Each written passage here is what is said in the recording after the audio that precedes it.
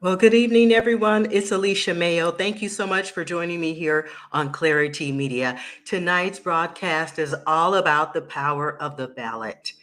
There is power in our vote, and we must remember that. I know it's a crazy time right now to be voting and to be participating in this year's election, but the primary election is coming up. It's just around the corner. It's not far from now. Okay, we've got local issues to be concerned about. We've got Senate races, we've got congressional races, we've got a presidential race. Believe it or not, it is that time again, and it is time for us to just be reminded. I know that many of my friends and family who are tuning in are already participating. You don't need to be reminded or told necessarily, but let me just put a little fire under all of you, because yeah, it's easy to just ignore. And for me, to be quite honest, I expect that for Donald Trump, his opportunities as president will be non-existent, right? They should have just gone out of the window and been totally just demolished after, he was found guilty on some charges, right? I mean, it just does not seem right. But the fact of the matter is, there was a system that was put in place in terms of the government and how we elect people and who gets to be elected and who gets to remain in office. All of that was done without all of us. But now that we are all included in that process of voting, yes, we are all included. It is up to us here in America. We can make decisions about how our government works or does not work. We have that power, we have that right. And so I want to remind us of all of that and some more. So stay tuned. I've got some good programming coming up. I will turn on my camera, I promise. I will I will go live with all of you. But for now, I am still preparing all the content, and it has been prepared just for you. Okay. I had you in mind. And of course, myself, I'm trying to be educated about this voting process just like you. So you're not alone in this process.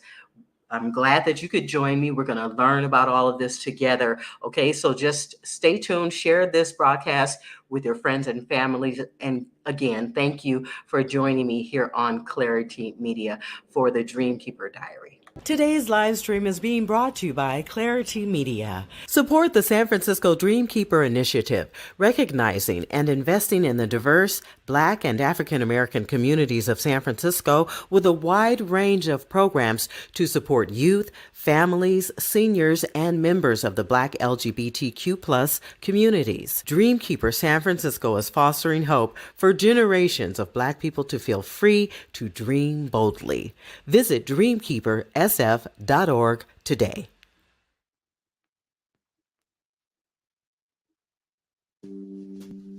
Despite the ratification of the 15th Amendment in 1870 that protected citizens' right to vote based on race and previous condition of servitude, things like poll taxes, literacy tests, and the grandfather clause were still allowed due to the Supreme Court's poor interpretation of the amendment. In United States v. Reese, William Garner, an African American, was denied the right to vote by two election inspectors by the name of Hiram Reese and Matthew Fauci. Reese and Fauci said that Garner refused to pay the poll tax, but in reality, Garner tried to pay the tax but was refused by the tax collector. When this case eventually went to the Supreme Court, they determined that the language of the Enforcement Act of 1870 was too broad and that the 15th Amendment did not ban things like poll taxes and literacy tests. Over the decades, civil rights activists advocated against racial discrimination such as segregation, voter suppression laws, etc. The civil rights movement started to see major victories starting in the 1950s when the Supreme Court ruled in favor for civil rights with cases like Brown v. Board of Education. In short, after several nonviolent protests and sit-ins, the movement continued to gain national attention. On June 11, 1963, Kennedy proposed the Civil Rights Act of 1963, with no luck of it getting passed in the Rules Committee. In the same year, over 100,000 people marched on Washington to advocate for both civil and economic rights of African Americans. There, Martin Luther King gave his famous I Have a Dream speech. Unfortunately, in November of the same year, JFK was assassinated. With LBJ now being president and being the former Senate Majority Leader, he was able to get the bill passed in the House and passed in the Senate after a 54-day-long filibuster. The Civil Rights Act of 1964 banned discrimination based on sex and race and helped in the effort of desegregating schools. However, despite the amount of good the Civil Rights Act of 1964 did, it did not stop literacy tests and other means of voter suppression. With voter suppression in the South still alive, the civil rights protests continued. After the 1964 elections, the Southern Christian Leadership Conference, led by Martin Luther King Jr., and the Student Nonviolent Coordinating Committee pushed for action from the federal government to protect racial minorities' voting rights. Starting in January 1965, civil rights leaders held demonstrations in Selma, Alabama. Unfortunately, on March 7, 1965, one of the marches were violently interrupted by police. Anywhere between 525 to 600 civil rights marchers walked out of Selma from the southeast on US Highway 80. After the protesters crossed the Edmund Pettus Bridge, they met a wall of state troopers and county posse. John Cloud, the commanding officer, ordered the marchers to return home. Reverend Hosea Williams attempted to talk to the officer, but he made it very clear that there was nothing to discuss. Law enforcement then proceeded to knock many of the demonstrators down and beating them with nightsticks. Tear gas was fired and troopers charged on horseback into the crowd. Americans looked at the event in shock and horror once images of the event got out to the media. 17 of the demonstrators were hospitalized while 50 others were treated for less serious injuries. This horrible event became known as Bloody Sunday. 8 days after the event, President Lyndon Johnson sent a voting rights bill to Congress. Despite some hurdles, the Voting Rights Act of 1965 passed the Senate on May 26th and the House of Representatives on July 9th. Thanks to the Voting Rights Act of 1965, literacy tests are now banned, and now there can be federal oversight of voter registration in places that have less than 50% of a non-white unregistered voter population. Another part of the bill did allow the U.S. Attorney General to investigate how poll taxes are used in state and local elections. However, poll taxes were banned on the state and local level in 1966. Election Minute out.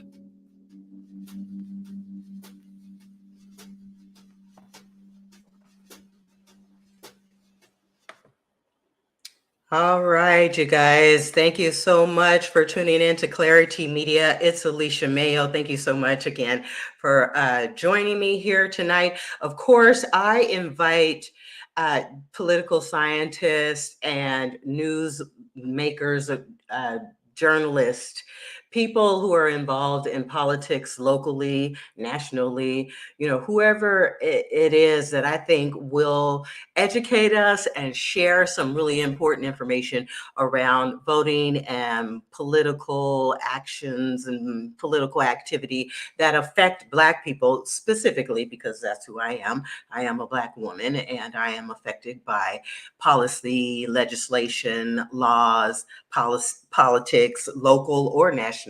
And those are subjects that are important to me. And so again, I invite folks to come on, share information, educate us, give us some background, some history, whatever it is that I think is valuable for us in terms of reminding us of the importance of getting involved in our governments, in our local city government or assembly or grassroots organizing, neighborhood events, whatever it is that I think we will be affected by, because I've learned in school some things about the importance of being active and involved in my own way. I did learn that it was important, okay? And yeah, I was an older student when I learned. I was over at Laney College being being exposed to some radical ideas with some former Black Panther members who are professors or were professors at the time at Laney College. And so I had the privilege of studying with them. People like Desi Woods Jones, Ron Brown, former Congressman Ron Brown visited the campus, and Black Party members, former Black Party members, Desi Woods Jones and Ray Richardson and Earl Robinson, Ron Dellums, I could go on and on with some of the folks who just showed up on campus or were a part of the campus there at Laney College who made a difference, who made an impression on me and let me know that there's some local freedom fighting going on and a lot of organizing that I just did not know very much about. And like I said, I was an older student when I found out, but to me back then, just like right now, you're never too old to learn just how important your vote is and just how important your activism is in community. Whatever you choose to do to get involved, it does not matter as long as you are getting involved and you are educating yourselves and then educating others in the process, whether it's just family members, neighbors, or whoever it is. What if you're having conversations at the supermarket? Just vote drop. That's what I call it. Instead of name drop, just vote drop. Talk about the election, the primary election, the presidential election. It happens every 4 years. Who's running for president? Who are we thinking that we want to vote for? And what are the issues that we're concerned about? Because I found that I like to vote based on the issues. Okay. I don't necessarily like to choose one side or the other, the blue or the red side, none of those gangs. I don't want to choose any of the gangs. I want to be a part of making a difference in my community. I'm concerned about policy. I'm concerned about making sure that um, Senate, senators who legislate and author new laws are authoring laws that are important to me. I want to learn how to write laws myself. I want to learn how to write policy myself. And according to Alicia Garza from she's the co-founder of Black Lives Matter and the Black Census Movement. She talked about that in an earlier broadcast on Clari-T Media. She talked about just how important it is for all of us to get involved and to keep our feet on their necks, keep the pressure on as Black and Indigenous people of color with the right to vote. Okay. We have that power. We have that ability. And don't you forget it. Okay. We must always exist in the minds of those who oppress, who continue to act with that superiority attitude. I mean, we can assume who they are, but we never really know, but they're out there, they're out there and they're constantly trying to deny us, trying to shut us out by, removing things like affirmative action and the right to be educated about certain subjects in schools, controlling our curriculum, the books that our children read. Things like that are constantly being done to try and remove our access to information and our access to freedom. Okay. Being here in the United States of America has a privilege of being able to vote and having our individual votes count. But what counts even more is that we agree to disagree and then agree to vote for what will serve all of us. All right. What is what is best for the greater good is what I was taught and is what I believe. Okay. And so my broadcasts are meant to give you an idea about what has happened, about the history, about where we're at and where we would like to be. Okay. I'm not trying to sway your votes one way or the other. Like I said, I'm not choosing any one of the gangs. Okay. Not red or blue, not Republican or Democrat. I choose to vote on issues and I choose to vote on what's best for the group of us, the greater good of us. Okay. Um, and I want to just mention a few things that I've taken notes on because I think these are important points. And the first point is that we must always exist. We must always be a thing that they will always understand is relevant. We are a factor, not a you know what factor for some of y'all who know. And we can make a difference with our individual votes. Nothing can stop us, not even a pair of tennis shoes. Do not believe the hype about the gold tennis shoes, okay? That is crazy. The PF Flyers, no, no, no, no. Don't let that change the way we show up or vote, okay? We are not so concerned with tennis shoes that we will lose sight of what's important, okay? How dare they insult us like that, right? Like the Jamaicans say, out of many comes one, right? And we should act as one united voice. And we should also remember the power of our united voice. And we must, again, educate ourselves, educate our families, educate our communities. That is critical.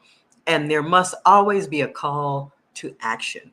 Always, there always must be a call to action. And I'm not really concerned, like Elisa Garcia said, about how we show up or how we move, but we must move the needle. We must change the narrative. We must get involved, and we must all pick up some torch or idea or action that each of us can do individually, okay? Because we are not a monolith. We don't all think alike. We are a megalith, but we should all absolutely be involved.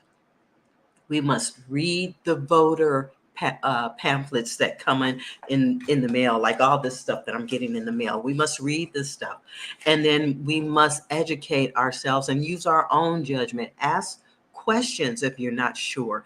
Ask your neighbors, have those conversations about who's running, what the issues are, why it's important to you, why it's important to them.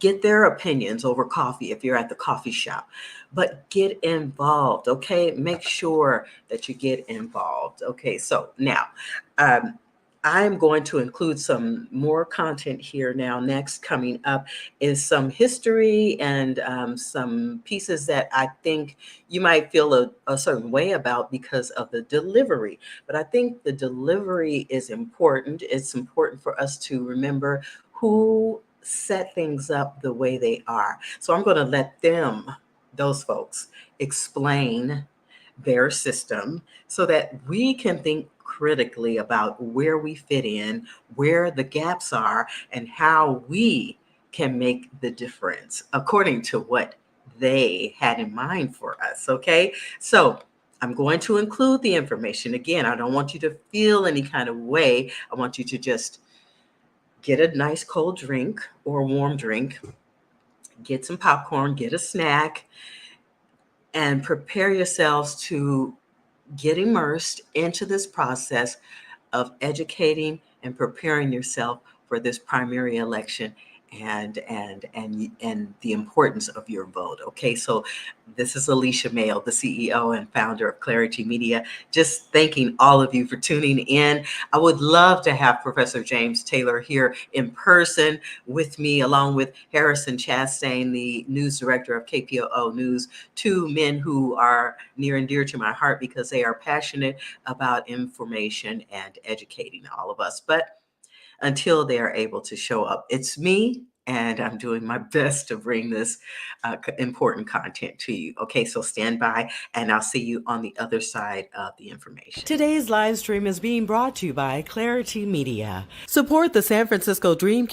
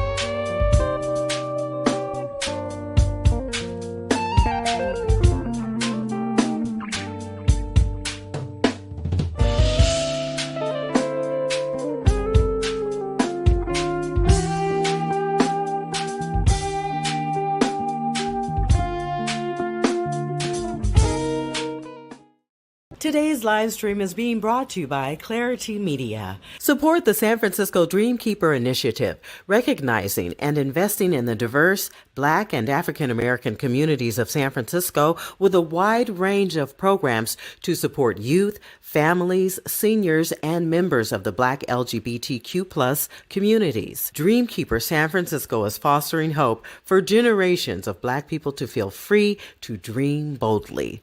Visit dreamkeepersf.org today. State Supreme Court justices interpret the Constitution, the statutes in their states, and then they also make the common law rules in their states. The purpose of the state Supreme Court is to be the final arbiter for all cases that are decided involving state law or state constitutions. Every state has at least one state Supreme Court, with the exception of Texas and Oklahoma, who have two.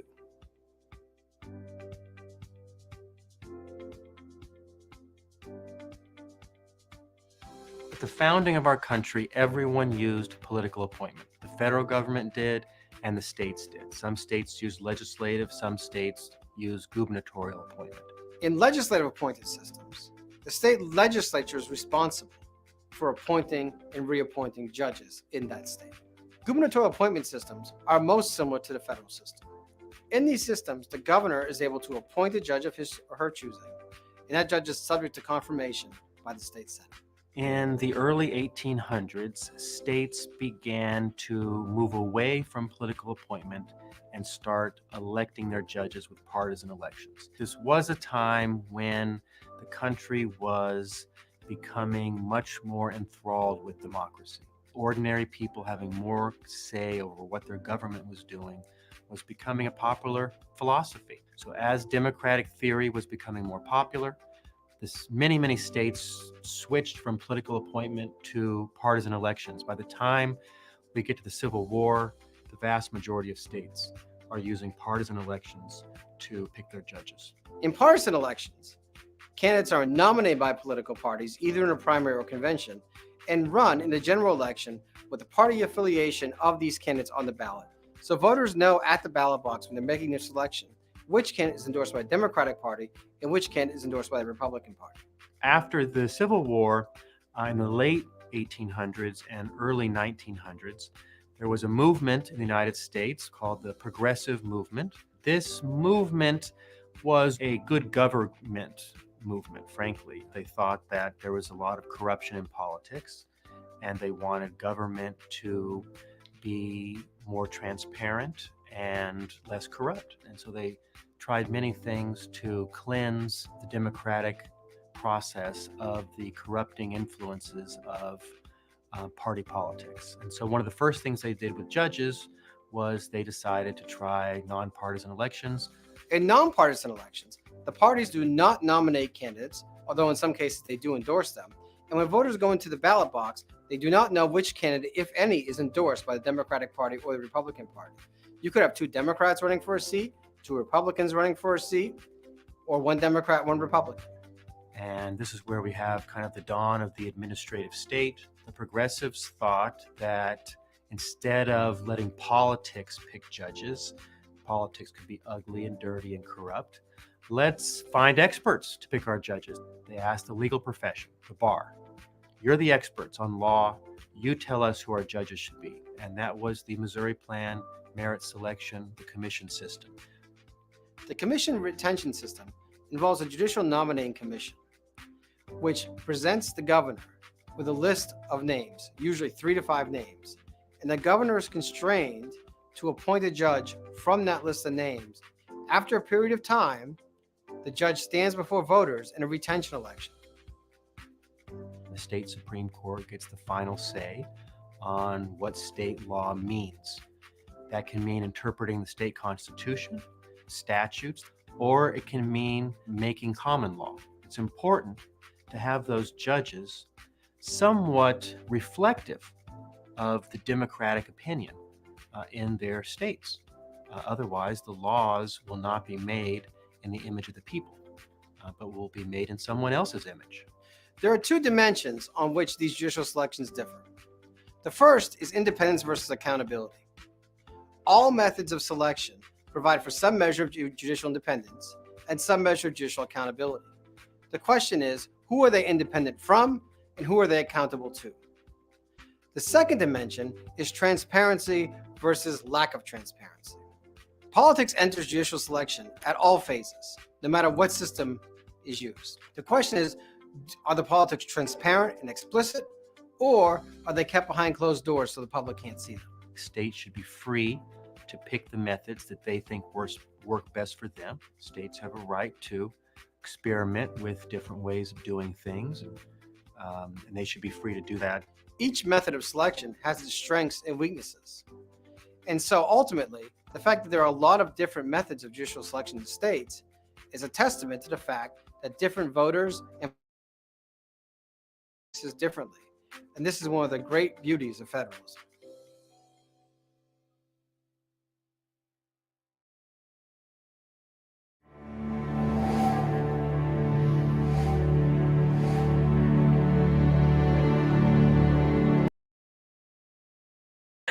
Okay, everybody. So that's just one perspective of the political process. Thank you for joining me here. It's Alicia Mayo, the CEO and founder of Clari-T Media. Again, that's just one particular perspective. It is the perspective from the creator's point of view, or the founders of this country's government system. And we have to keep in mind those key words that I think were mentioned during that presentation, like transparency, right?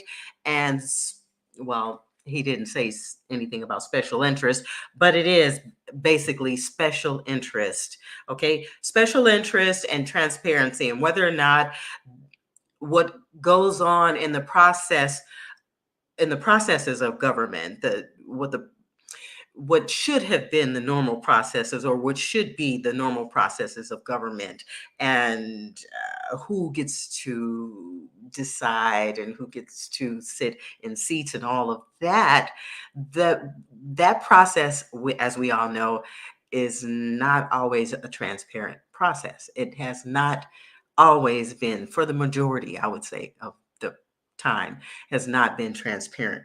We don't know exactly who is doing what and who's deciding what. I mean, there is, for example, an electoral college. Who the hell are they? Okay? Who is the electoral college that gets so much power over the rest of us? Like 2 out of 10 people get to decide for the rest of us, right? That's wrong. That is wrong. And that is part of our process, just like political action groups, political action committees, all of those extra little minions running around making decisions for the rest of us. And then the amount of dollars that go into politics, right? Who gets to get more advertising time on television or on radio? And now there's another area of concern. And I've taken a lot of notes because I wanted to remember all of these points. So while I was preparing for today's presentation, for example, my telephone was listening to me, and my telephone heard me pulling up content about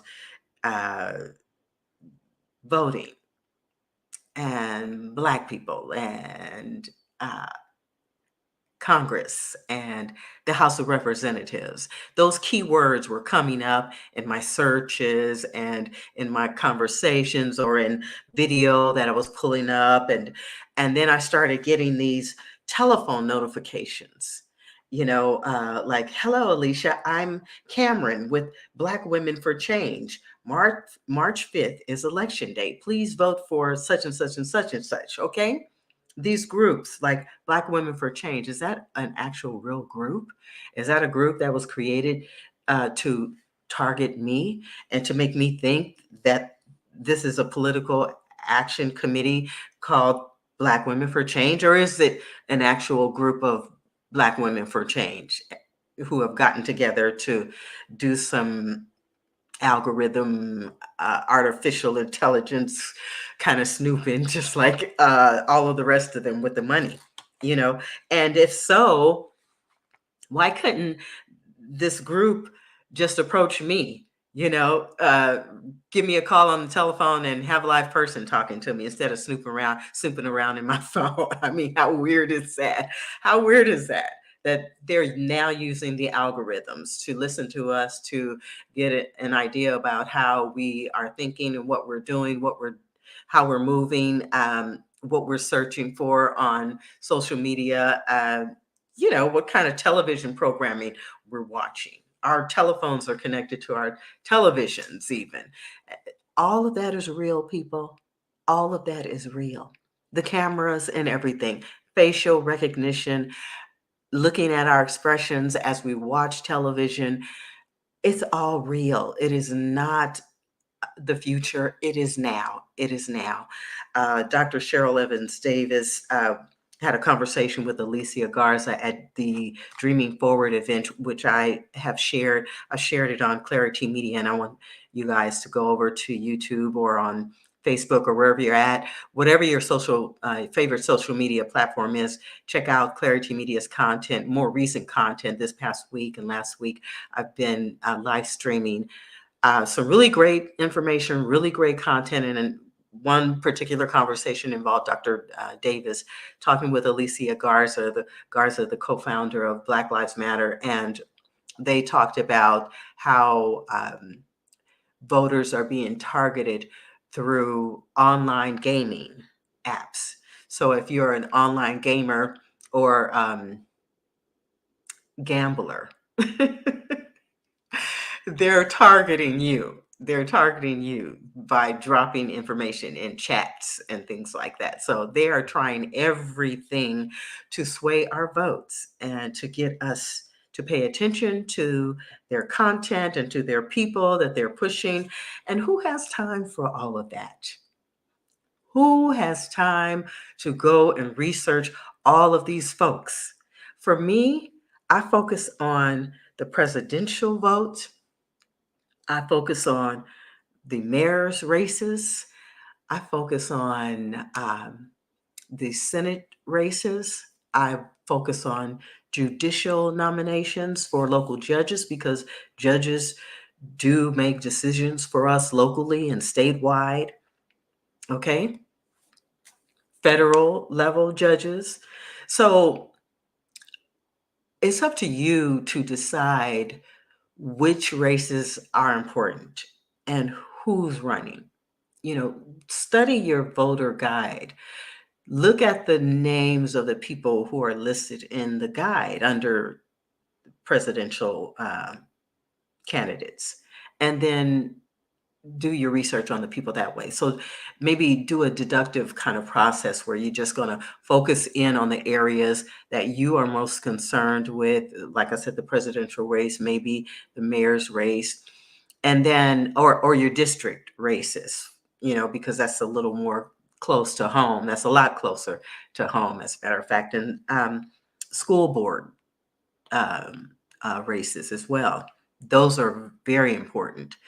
And so, you want to look at the people who are running for those seats, and then you want to do your research. And like I said, ask around and get information that way. That's just one way to do it. But know that your telephone's listening to you. Know that your television is connected to your telephone, and the algorithms are working. And it is not just the Russians, and not just the Chinese. It's every digital AI platform, Facebook, Instagram, Twitter, TikTok, all of these places have a stake in our votes. They want us to continue to exert our power. Please understand just how much power you do have, okay? But it is important for you to use that power wisely, right? Use it wisely.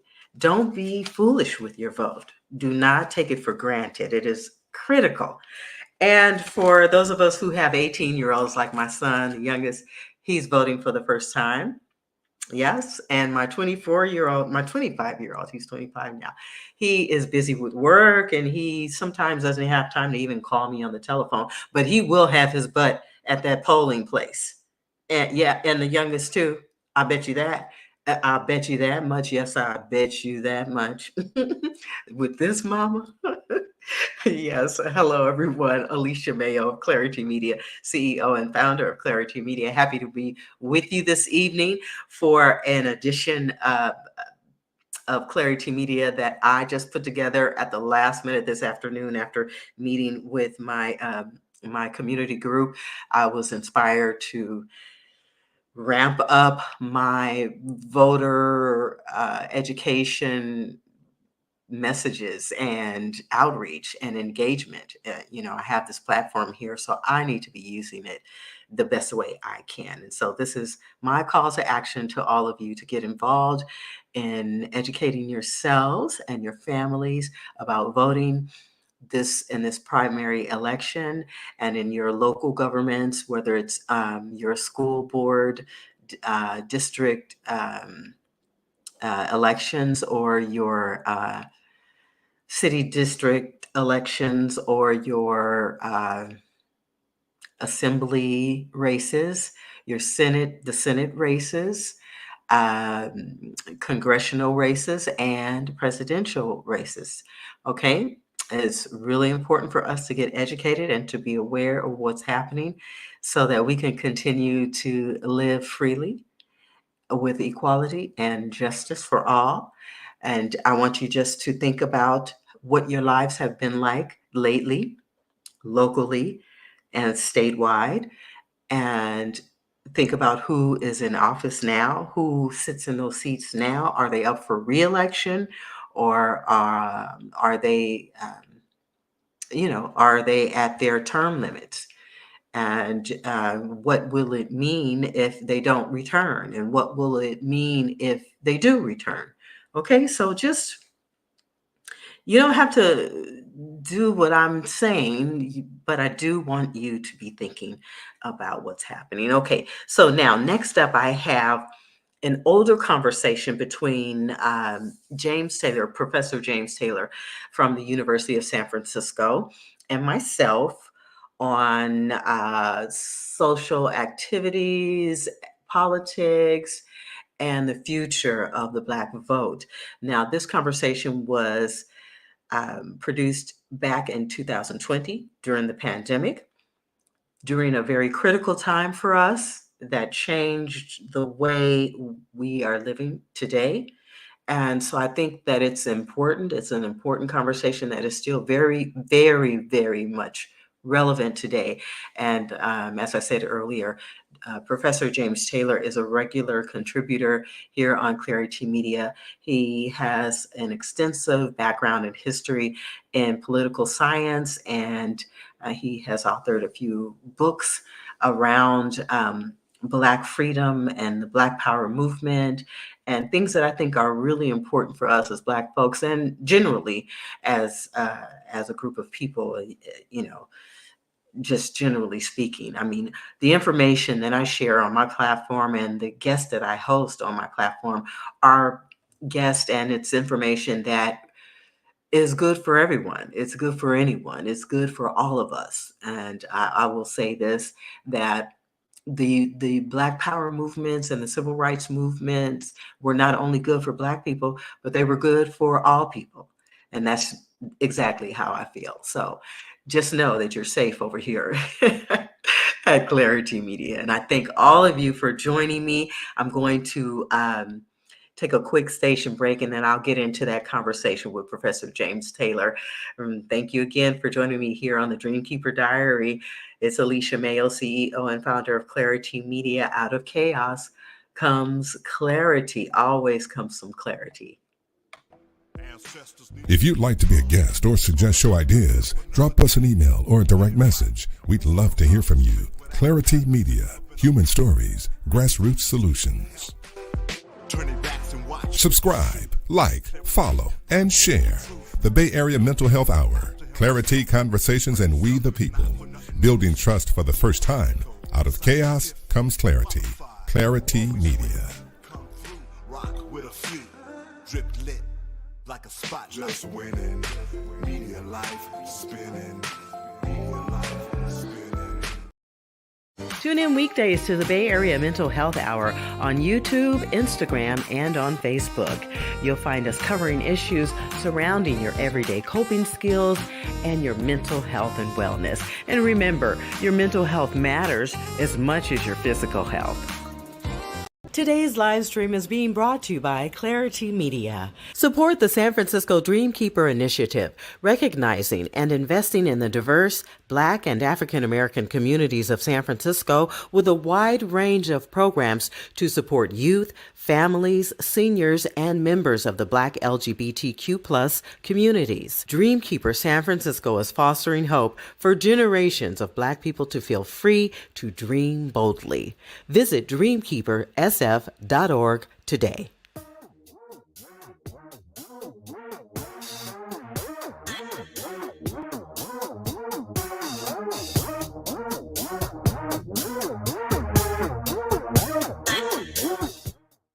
Welcome to Clari-T Conversations. I'm Alicia Mayo, the executive producer.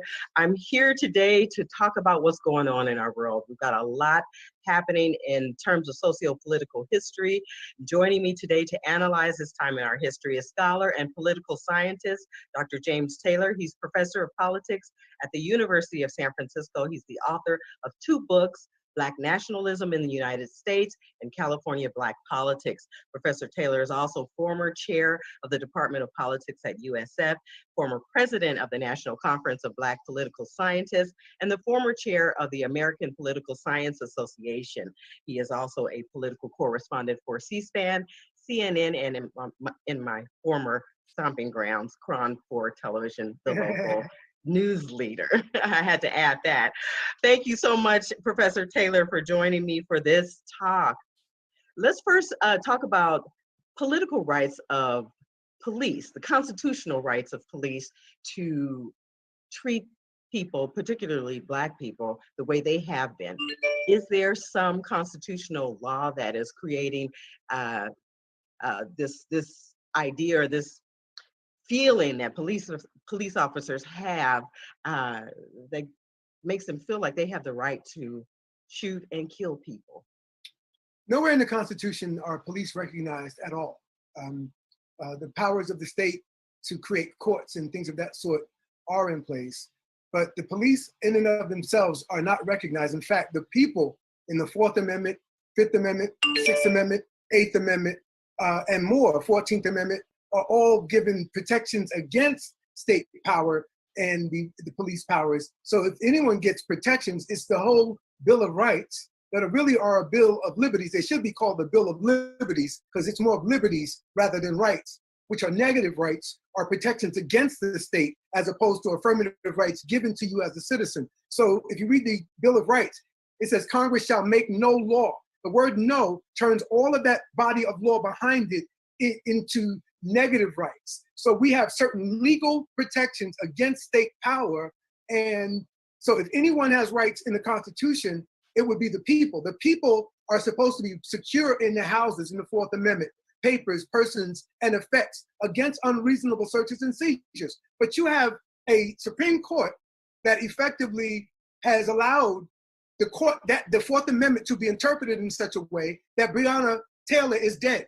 It's the Supreme Court that everybody should be aimed at. Everyone should be focused more on the police. They should be focused on the Supreme Court because the Supreme Court basically allows it. The Supreme Court provides the legal pretext to the racism and the violence that we see in the streets because the Supreme Court basically give law enforcement officers a kind of sovereign immunity in the way we see often given to diplomats in terms of diplomatic immunity. But I think people in a democracy shouldn't even allow for limited or even any kind of immunity for law enforcement. Because if the state can give immunity to itself, then it says the state is the final arbiter in society. But in America, the people are supposed to be the final thing. And so the people, not the state, are supposed to have the final say. I'm following you here, and I think that brings me to the constitutional Bill of Rights for police officers. Is that something that was created by the state as well? Yes, and this is largely a reaction to the Black Lives Matter movement, the Blue Lives Matter movement. Law enforcement basically has tried to create the idea that they are a race. Kid you not. They even have hate crimes now that under Obama. Federal law enforcement now can be victims of hate crimes. In fact, 2 days ago, some young people were charged with hate crimes for doing something to officers that was, superficial, but they were being charged with hate crimes. So law enforcement has gotten itself in America in such a corner that it's like a child crying to the society, begging it to be treated fairly after it's abused its brothers and sisters all around it. It's like the bad child in the family who's beating everybody up, and the parents have come in to check it, and now they want everybody to feel sorry for them for being the abusive child and getting caught. That's what we're seeing right now, and law enforcement needs to fix itself, and it also needs to be fixed externally. And that's where I think it is. And so where we are right now is in a important transition, I think, towards a new era of police reform, but we're just at the very, very beginning. I mean, we're 2 weeks in terms of real reaction to the recent insurgency that has so many different reforms being put in place around the country. So in your opinion, in a historical perspective, what do you think has happened with police reform or police relations in terms of society from just on a historical perspective, in your opinion? Yeah, American policing, unfortunately, evolves in 3 different areas in the country in 3 different ways. In the Northeast, it was largely, policing grows out of the watchman system in New England, of the British system. In fact, it was the British police that shot Crispus Attucks to launch off the American Revolution 5 years later. But that's where the American policing system evolves out of, the British system, first in Boston, New England. And that's where the first police department in America is, and was considered the best in the world. And then New York came, and New York was considered corrupt. And then you had like Chicago and other cities, and then finally the West Coast cities like Arizona, Phoenix, LA, the West Coast cities emerged. Their policing is all more recent. But most people make a mistake and say policing started out of the slave patrols. That's only regionally true in the South. That's not in the North. There weren't slaves in the North at this point. They came up to the North to hunt fugitives, absolutely, especially in Massachusetts. But be clear that these are very different formations of law enforcement. So people need to be clear. Policing starts out of slave patrols only in the South. In the Northeast, they evolved out of the British watchman system, which focused mostly on humanitarian issues of children and animals being lost. So policing in the Northeast really did cut its teeth being social workers, and maybe they need to go back to that. And then on the West Coast here, more recently in the 1850s, you have what they call the vigilante committees. And the vigilantes are what out of the deputies comitatus, I'm saying it wrong, but out of this whole notion of deputizing the public, the vigilantes, the San Francisco Vigilance Committee was the most violent of all. So in all the country where these vigilance committees were forming, because there were no deputies, no court systems, and people deputized the local men within a certain radius, the most vicious of them in history was the San Francisco Vigilance Committee. And what's coincidental in all of this is everybody was Irish. In the West Coast, they were Irish. In the South, they were Protestant Irish. And in the Northeast, they were Catholic Irish, the Kennedy type, Irish. And if you think about law enforcement and policing, there's scholarship that demonstrates that the first tensions between policing and the Black community in 1866, the year after abolition, was a race riot in Memphis, Tennessee, led by the Irish police of Memphis Police Department, the same police department that was implicated in murdering Martin Luther King in that same city in 1968. So Memphis is where the first police on Black race riot happens, but the scholarship shows underneath the uniforms was nothing but Irish racism aimed at Black folk. And that's the history of policing that most people don't want to talk about. Much of it has to do with the Irish, who themselves had been, in fact, the word Irish is the N-word for white people. And this is what people don't realize. The Irish came to America and became hyper-Americans. And if you look at who the most hostile people are politically to Black political issues today, Bill O'Reilly, William F. Buckley, Ronald Reagan, Megyn Kelly, Rupert Murdoch, Sean Hannity. There's this whole Pat Buchanan. Oh my Lord. There's like a long list of vicious anti-Black racism amongst the Irish in American politics in the Republican Party. But that only came after Kennedy. Before that, a lot of that tension was located in cities like Chicago, New York, Roxbury, and Boston, where it seemed to be police versus Blacks, but it was Irish police versus Black. And this is a whole nother complicated dynamic between Blacks and the Irish, because the Irish sold Black people out a long time ago when they were still not even considered white. They decided to sell Black folk out, and policing is the most recent sellout. You just Most struck people don't know that. I agree with you on that. You just struck a personal nerve here, because in fact, I have a large percentage of Irish blood in me. And that to me speaks about a love-hate relationship, you know, that we can even look to within our own Black community or within our micro communities, where we have not treated each other right. So right. yeah, we'll come back to that subject on another time, but thank you so much for bringing that up, because that brings a historical perspective into our data banks, our personal data banks that we can all research on our own. So thank you for that, Professor. What about now these reforms, the police reforms? Have they worked, the more recent reforms under the Obama administration that were, you know, kind of developed around 2015, 2016, how they worked?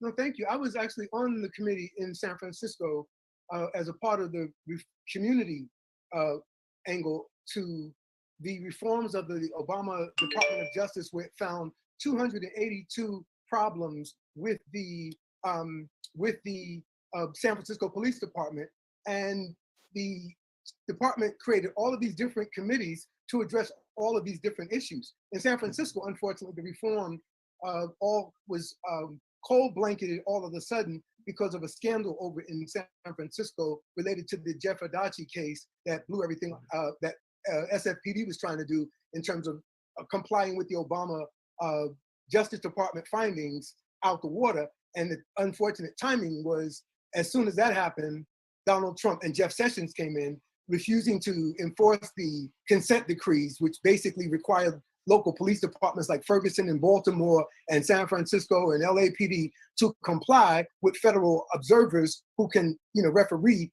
their policing. And that was in place. What's really important to know is 92, after the LA riots, until about 2008 when Oscar Grant is killed, you generally have a era of police reform. Of course, there are a number of incidents we can point to, and I'm sure there's research that will show the pattern of shootings in between this period, but none of them got our attention like a Trayvon or a Tamir Rice or, you know, or a Oscar Grant, mainly because they were not caught on video. And that's the key. The technology is important for understanding the modern era, because what distinguishes now from, say, Sean Bell in New York being shot 41 times, or Amadou Diallo or Louima, is the video captured. So Oscar's the first captured. And that marks off, I think, an important you know, time period for understanding this entire struggle, this entire movement has been going on. And it has, I think, led to people losing faith in the claims to reform, because law enforcement reformed itself so well between Rodney King and Oscar Grant, with the exception of a few well-known incidents, but they weren't captured. And they didn't get a mass grassroots reaction or even a media reaction because they weren't captured. Oscar was the first captured on video. We've seen others like Tamir Rice and others, the young brother in Cleveland who was at the Walmart shopping and playing with the toy gun section, he was shot. We saw that on video. So the technology, the video, is important to understand why this time era is different than, say, that, you know, 2005, 7, going backwards. And what we learned is, even with Rodney King, seeing something on video that seems to be self-evident, law enforcement and their lawyers have found ways to manipulate every movement of law enforcement in an encounter in such a way that they try to define every movement as compliant with policy. And black folk and many white folk, 800 white folk were arrested in 92 in LA, said no. In fact, LA, the white people started the riot in LA in 92 in Simi Valley. I was there. In Simi Valley, white folks started throwing rocks at the kids first, and then it became a black riot after, but nobody remembers that. But my point is, in between, say, the LA riot reforms, police were doing well. They got out this mentality of the war on drugs warrior and put that cop to death. They did. And then they were trying to revive a new type of policing called guardian. So they were guardians of the community, defenders of the community, not offenders, not warriors attacking, but guardians protecting. And that was up under the Rodney King era reforms at the local level, in PDs across the country. The general tenet of policing, they had reformed themselves. And that's why I think they have to do it again. But what happens is, once Oscar Grant happens, after that, you end up with, Mario Woods, Alex Nieto, young Andy Lopez over in Santa Rosa, and then on and on and on. And then we're seeing more and more young people, men and women, walking to be shot or having been shot on our social media loops. And so what we have been able to determine is all of the reform efforts during that time period, they were effective. But after Obama's attempts to implement reforms and Eric Holder, in addition to what had been done in the immediate Rodney King period, that was a high point of policing. And we just all don't realize it. It was a high point of policing in America. And then after, and again, I'm not blaming Donald Trump. What happened, it starts happening on Obama, and I think it's racism. To be clear, I think that there was a sudden spike in police killings of blacks during Obama's second term. So I think they were doing it intentionally racistly as a part of a general racist backlash at the law enforcement level, absolutely. But I'm not blaming that on Trump. Trump is an effect, he's a part of that. And then he got in Suffolk County in Long Island and agitated it by telling law enforcement, disregard everything they told you before. When you get them in the car, push them in the head. Don't be so nice, he said. So when the president said that, he gave all of the untrained, poorly trained maverick law enforcement officers, free reign to be violent. So now we're on the tip end of the Donald Trump era of policing. And again, I'm not blaming him for it. I'm saying a lot of it started with Obama, but it was still the racism about Obama. And this is the racism about Obama, the modern killings, and so is Trump. So it's all in the same bag as a reaction to the first black president. And that does not mean that I'm saying Obama's policies were black progressive, because they weren't. It's just the idea that a black man, even Henry Louis Gates, who is hardly a black militant or a nationalist, said recently that white America seems to have lost something by having a black family in the White House. And it did something to them, many of them psychologically. And fortunately, we see many of their children now on the front lines of this protest and civil disobedience. So something very beautiful is happening right now. Yeah, I think it sounds like those children, and again, looking back at those personal family relationships, micro relationships within a community, within a family, where people are looking eye to eye, face to face, finally facing these issues that are affecting real lives. I think their children saw the change, the positive changes that came as they were becoming young adults, like you said, during that reform period. And then to see it quickly reverse right before their eyes is shocking. And they've gotten out into the streets to protest, which is great. Okay, so now from that, what kind of reforms do you think must happen and continue to happen? And thank God we have the example of the Obama era. No, thank you. I think law enforcement itself should reform itself. That's how it has to happen. They have to do it internally. I've worked with the police. I see how they work. We can't do it on the outside. There's this whole, it's almost like a cult, the way law enforcement operates. I don't mean to be derisive, but that's the pressure of membership to comply with the blue line. And that, I think, is a real problem that has to be done. And the revolution has to begin from within. And there are people from within, men, women, gay and straight, black and white, Native American, I've seen them, Asian, they will do the work if the public keeps creating this crisis. The people have to stay in the streets and keep the mess going so that the good people in the bureaucracy can get the power within the bureaucracy. What we're doing in the streets and what our young people are doing in the streets is giving capital to people who've been on the outside trying to get police to be right and do right for 10, 15, 20, for this time period, since it's had this downturn. So really, what I'm thinking about is, this might be like tangent, but I'll be quick. In 1941, FDR told Asa Philip Randolph, if you want me to make change, go out and make me do it. FDR, the president, told the Black movement leader, go out and create the environment, the milieu, the crisis, go out and create the protests in the streets so that I can do something. And that's what I think we have to understand is potential here, is that, this can be a great opportunity in that way. And so if it doesn't happen, what do you imagine it can be like? I mean, realistically, if the reform does not happen and Donald Trump is reelected for some strange reason. The problem is that we live in a large country and we're headed to 400 million people. We're technically in the last census 310 million, but by the time we get to 2075, the American public is supposed to be 400 million. The only group that's not growing is whites. Everybody else is exploding. Whites are actually dying in most of America, and that's scary. 33 out of 50 states right now, as we speak, not including the 130 a day that are dying from the opioid crisis. That's not even added to that, or the COVID emergency, which adds that, it makes it even more. So in that sense, the white population, I think, is generally in crisis in America.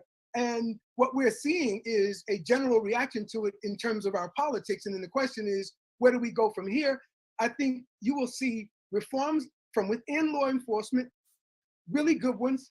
But again, they can only go so far as the people in the streets give them capital in the chambers and in the offices and in the PDs of America, where people want to change. There's 18,000 police departments, 1.5 million cops in America.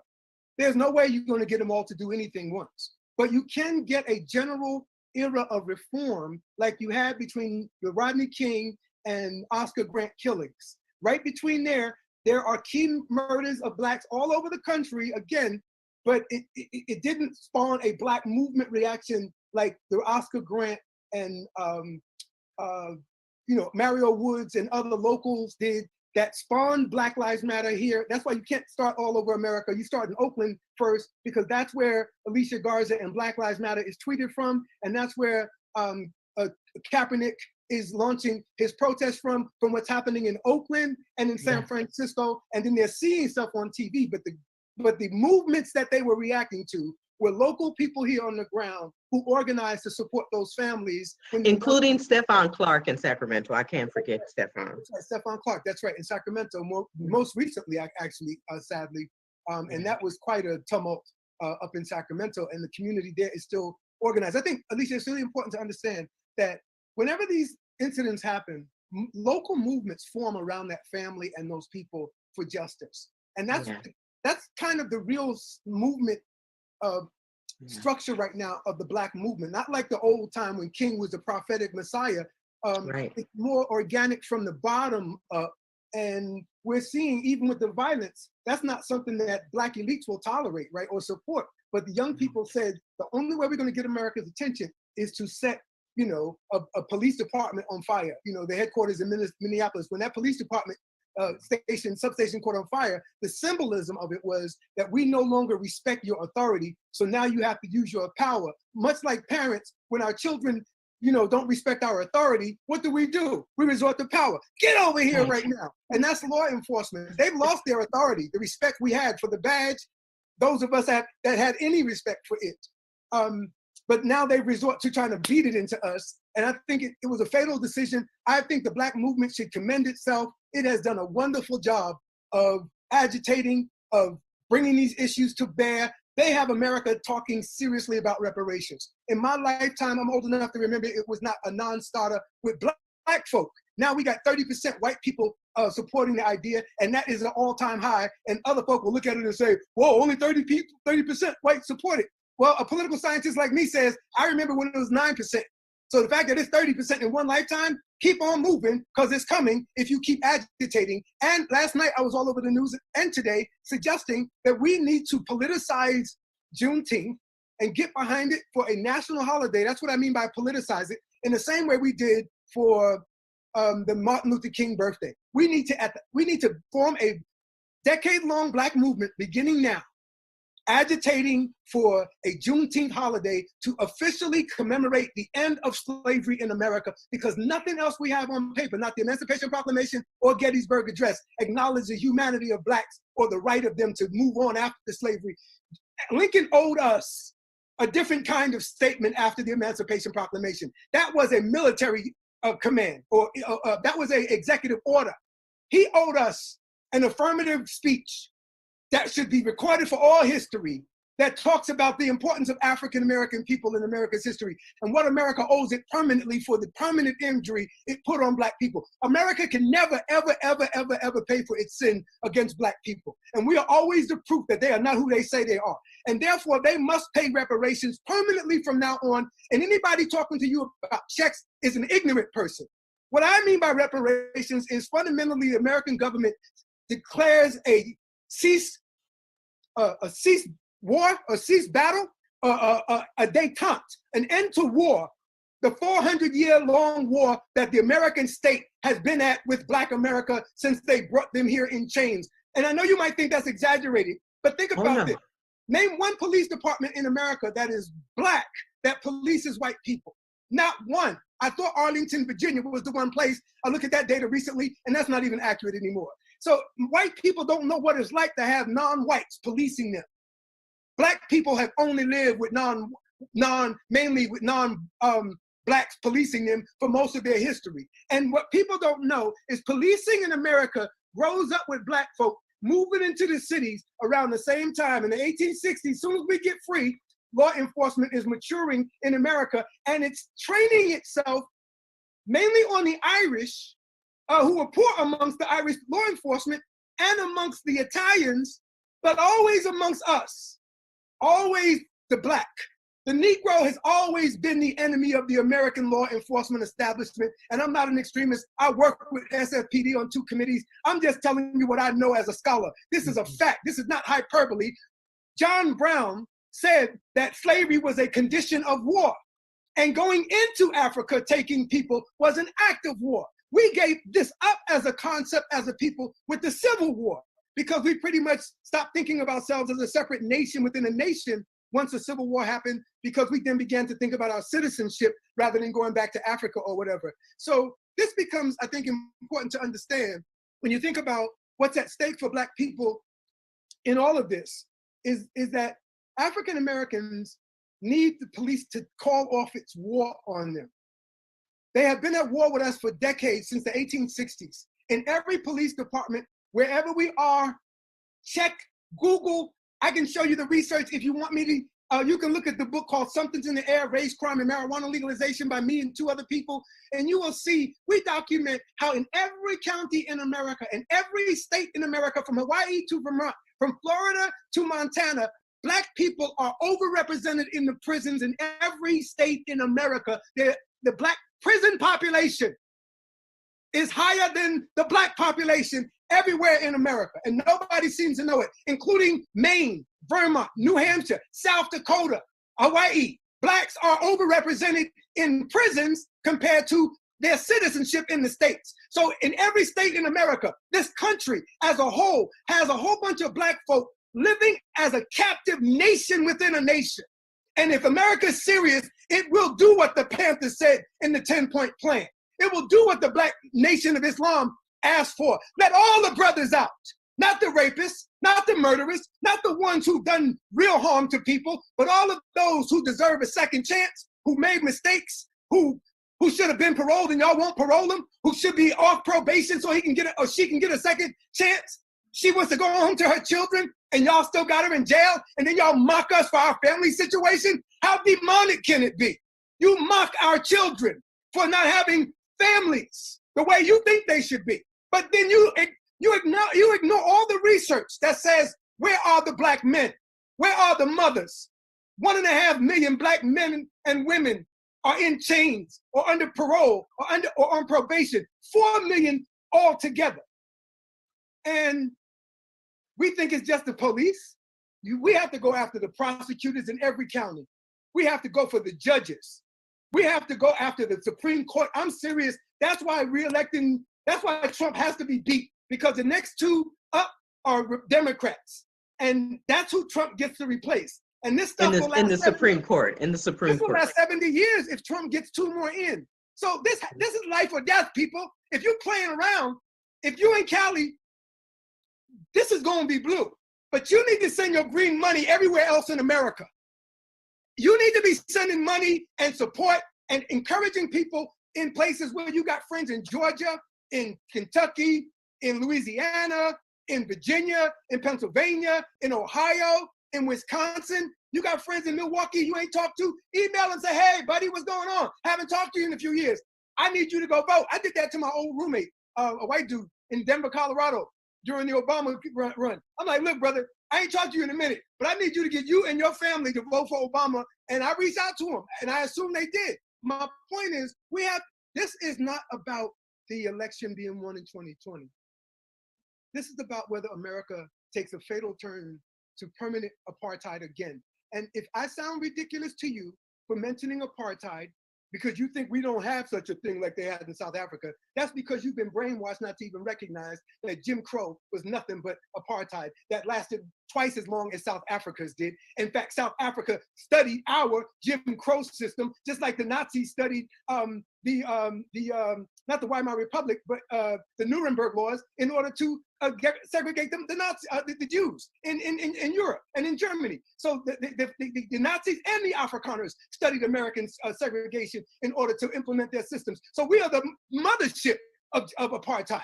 If I sound ridiculous that America can't go apartheid again, you have to realize somebody 70 years old, somebody 60 years old right now in America, somebody 59 years old in America right now was under American apartheid in this lifetime. It was called Jim Crow, and that's what Martin Luther King was all about, getting rid of apartheid. So if you think that in 2 generations it can't swing back on us, you are ignoring the history of American presidential politics. It just takes one election, 1876, set Black people back for 90 years. The Hayes-Tilden contest. You can look at other presidential contests where one person coming into power can be fatal. Ronald Reagan in 1980, fatal for Black politics, and reverses everything that King and the movement sought to establish. So be clear, Trump's intention is to erase the Black presidency. The racist reaction he is and represents and embodies is about the Black man and woman and family that was in the White House and not their policy positions. So Donald Trump sees himself as the savior of the white race, the defender of the white faith. And I love it because Black folk have been coming at him all along in every election, every midterm election, every contested election, every open election that they had to fill a seat. Black folk have been coming for Donald Trump like a roaring lion, fiercely. And now their children are out there in the streets, chasing them into bunkers. And Black folk impeached Donald Trump, 2 of them, 2 Black House managers. That was something that has never happened in history before, that all of us ignored, with Hakeem Jeffries and Val Demings, 2 Black House managers. Not one was a record, as far as I remember with Clinton. They didn't have one, but or say Johnson back in the 1860s. But to have 2 Black House managers impeach the president, members of the Congressional Black Caucus, and then you still got people running around talking about the Congressional Black Caucus ain't doing nothing. Well, the Congressional Black Caucus was calling for the impeachment of Donald Trump on the night he got elected, and with Maxine Waters and Al Green, and everybody thought they were crazy, and even all the little woke Hotep ADOS militants now were sleeping on that when Maxine Waters. Did you say Al Green? No, yeah, one of the congressmen, is Congressman Al Green. Not the singer, Al Green. All the hair on his face, all this dark stuff going on. He got a whole little process. Well, I wanted you to make that clear, because I know that he is singing. He's the singer, but we also have someone in Congress named Al Green. Well, folks, you guys can look these people up. You can look up their records. You can look up what Professor Taylor is talking about here on your own. I really do appreciate all of your information, Dr. Taylor. I want to cover as much as we can get to in this time that you have to spend with me. So what about the census, and how important is it for us to participate in the census?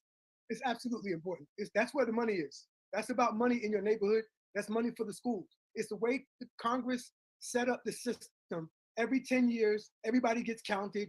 Congressional seats get redistributed. So if people leave New York and move to Georgia, that population that moves from New York, let's say hypothetically, all of it hypothetically moves to New York, then Georgia would get that apportionment of New York seats. So New York could lose 2 seats and Georgia could gain 2 seats if the population of New Yorkers had moved to Georgia in that 10-year period. So every 10 years, America reevaluates its population and where everybody's moving, and wherever the most people are is where the money goes. And this is why it's important for Black and brown people, red people, women people, poor people all over to respond. Stacey Abrams' sister is outstanding in this area. She's one of the major leaders. I can't remember her first name, but she's one of the major leaders in trying to educate everyday people of the importance of the census. Rappers need to get involved. Rappers need to get involved. Hip hop needs to get involved and tell young people through public service announcements, families, Black families, put it in Spanish, put it in Korean, put it in different languages, tell people to count, because Alicia, we're at a tipping point of the census. One of my colleagues in San Francisco wrote a book called The Browning of America, Ron Sundstrom. That's where we are. Say the name again. Ron Sundstrom, and the book is called The Browning of America. It's a book in philosophy, but he's not looking at demographics as much as he's thinking about what that means. But the demographics of America are changing. In every congressional district right now, the Latina birth rate is outperforming white women birth rates in every county in America. And that was 10 years ago. This is old research, I'm telling you. So there's a real attrition in the white population and an explosion going on amongst others. And the census will tell you where everybody's moving. And then that's where the money goes for schools, for ambulatory services, for fire services, for building inspections. Everything that we need as community that we are saying in this movement needs to come full-fledged, not in some piecemeal affirmative action or welfare policy, but in a total reversal of the relationship of Black people to the state. This is a part of that. This is America doing right by Black people because it's right to do right by them, the same way they've always done right by white people. White people have always had reparations. When they wake up in the day, the American state is on their side. That's how I define reparations. America, right. The government having your back. Right. Like FDIC, government backed. And we need right. Black to be government backed in the same way the government has always backed white. White people have been duped by the American state into thinking that they're really superior. And now that they can see that they're not. And so the American state gave them a false sense of superiority for the past 100 years. And the truth is all coming out because we're not dying, we're growing. Anybody talking about Black genocide is ignorant. We're going from 45 to 75 million before your children reach our age group. So that's where we're headed. Black people are exploding. The only people dying out and experiencing any kind of attrition or genocide is white population. And that's why we have to understand that we're going to see a lot of lurching out, a lot of violence, a lot of desperation, trying to hold on to the old thing. And then you're going to see another energy of young white people that you've seen now say, that's not going to happen. And I've been saying, the thing that Black folk have always needed is some white people to be revolutionary. I'm not talking about the SDS or some group of radicals like hippies and Castro or in the 60s. I'm saying a generation of white people to be their own revolution.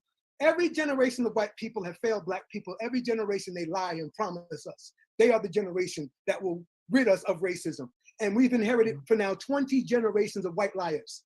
20 generations of white liars. And it's time for this generation to come correct because we're all too intelligent now. We're all too informed. We have the internet. People have access to information. People have knowledge. We have 10,000 Martin Luther Kings now. We have 10,000 Thurgood Marshalls now. We have 10,000 great accountants. We have a Black bourgeoisie and that is far expanded beyond what we had in the 60s. I don't mean to disrespect those people. They were all special. But my point is, we have 10,000 great lawyers now. We have, Thurgood Marshall and Charles Houston and a few others here and there, Constance Baker and a few others here and there. But overall, now that was a cadre of maybe 50 people. I'm saying now we got 25,000 Thurgood Marshalls. Where are they? And why aren't they stepping up to challenge the laws in every district? I'm sorry, Alicia. I think every Black organization, the engineers, the political scientists, the sociologists, the economists, the anthropologists, the health professionals, the law enforcement professionals, we should all be rising up with the young people in the streets in our professions. This has to be a massive, y'all can't go back to normal. We're not letting y'all go back to normal. Black reaction in America. In every office in America, we have to tell them, no, you cannot be who you used to be. Y'all got to change, because we're tired of y'all. And that's the truth. Black people are sick of white people and their violence and their racism. We don't call the police on them. We don't shoot them running down the street in the middle of the day. We don't break into their beds and kill their daughters at night. We don't do the damage that they do to our people. We don't do to them.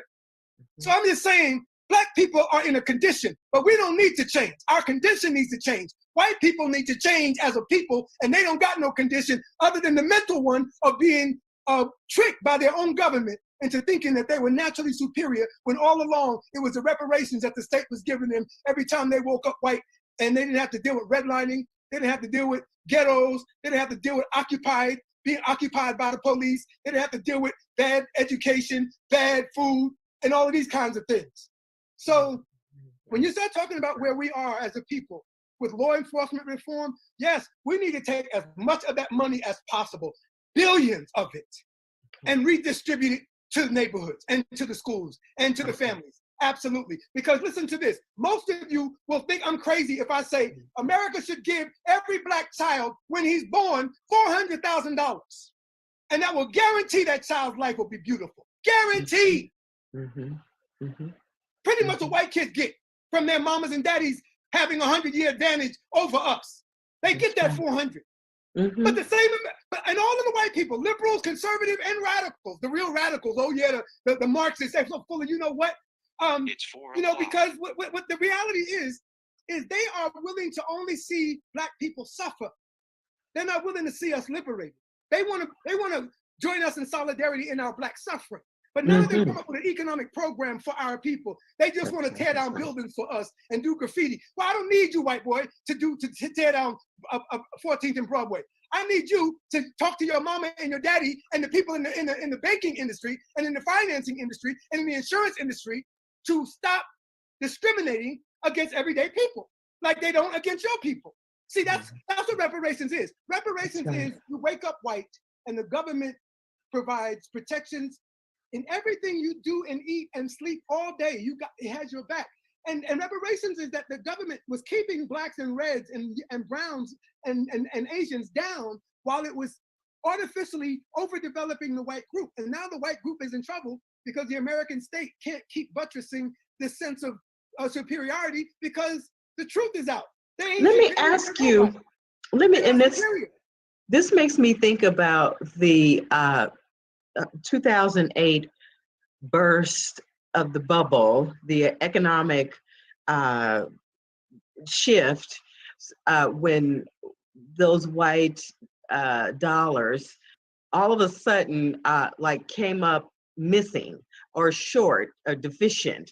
Were they actually like robbing themselves, taking from themselves, like grabbing all that they could that really didn't even belong to them, and was actually, owed to China. Okay, it was money they should have been paying back to China, but instead they decided to rob and take off and go offshore somewhere with the dollars. Right. Is that when things really started to shift, when we went through that crisis, that economic crisis? Yeah, this is all a continuation of it. If you want to try to isolate it in some way, that's one thing. But the truth is, it is more of a, we're only at, that was 28. This is in 2009, and we're in 2020. So yeah, the ramifications, especially for Black communities, was permanent. People lost permanent wealth, generational wealth, in places like the DMV over in the DC area. A lot of wealth was lost in Black communities around the country, and they were trying to get back on track, but we still are so far behind.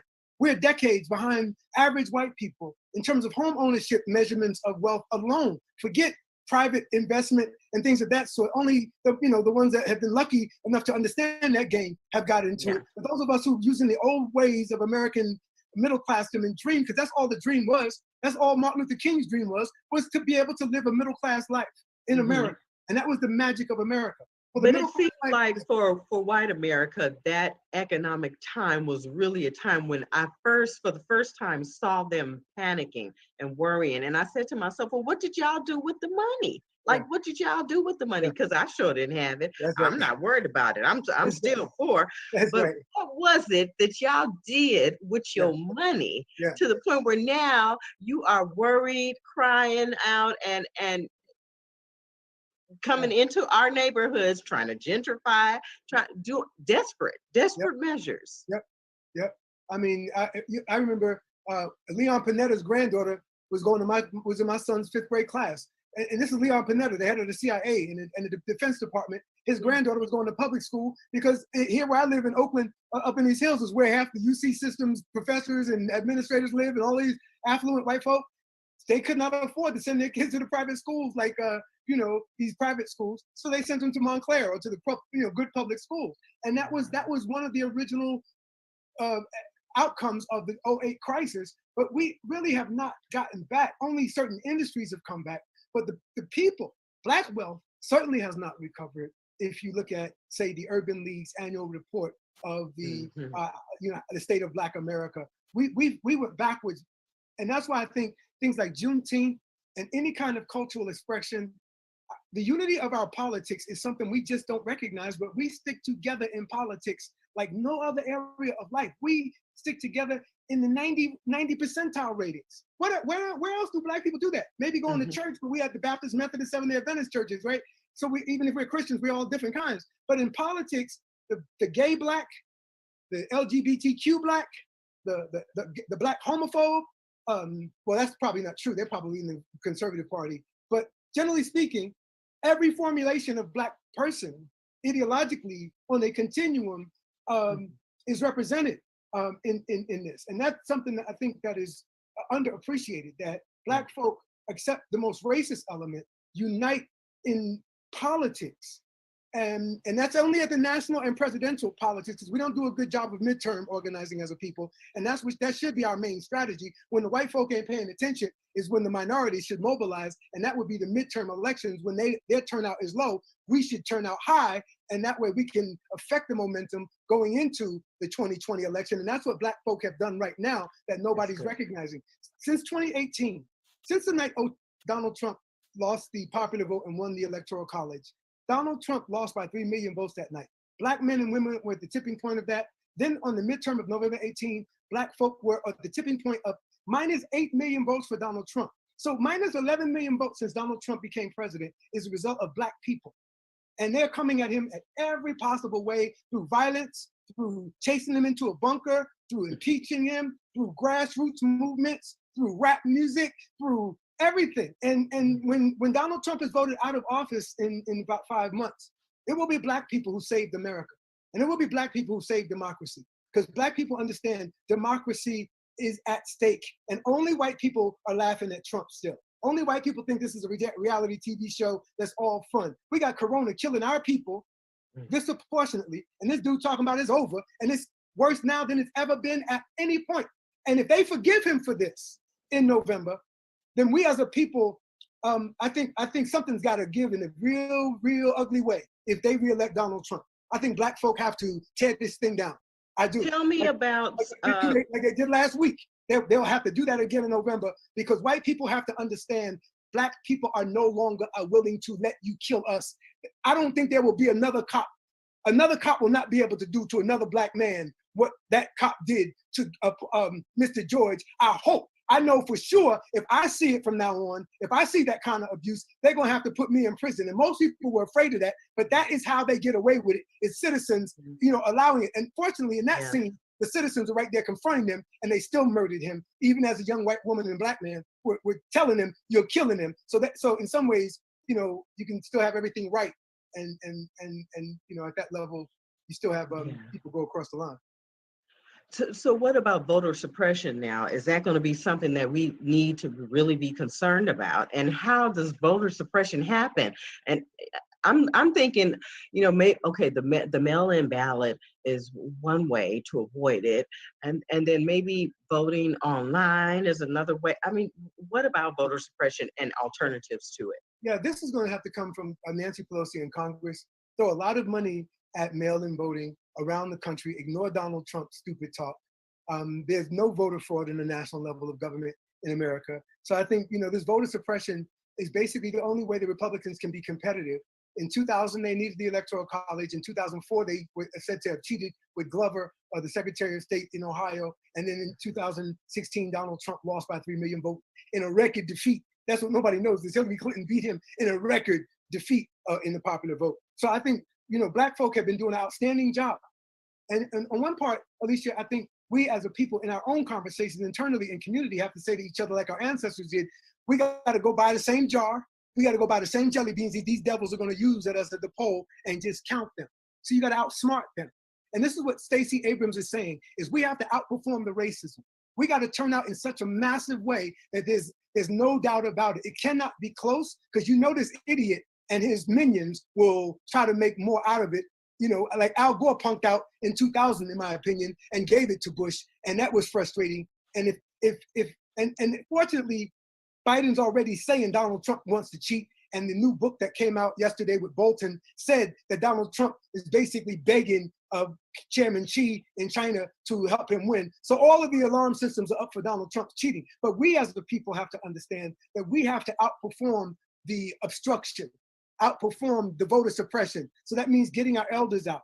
That means, like we saw recently in Houston, we got to stand out there longer. That's the racism of voting is something that Black people experience every time we vote. We wait 3, 4, 5 hours. There's a documentary by Stacey Abrams about what happened when they stole her election, and it was stolen by Kemp in Georgia, and the ways in which everyday Black people and college campuses too, where young white people will vote, liberally and progressively, are also frustrated with these ID issues and just making it very difficult as opposed to very easy. In the white community, they have too many votes. They be tripping over each other, going to polls right next door to each other. In the African-American community or in the Democratic places, they get dispersed. And that's why it's so important for people to understand that the 2020 elections about everything from the top to the bottom, and changing.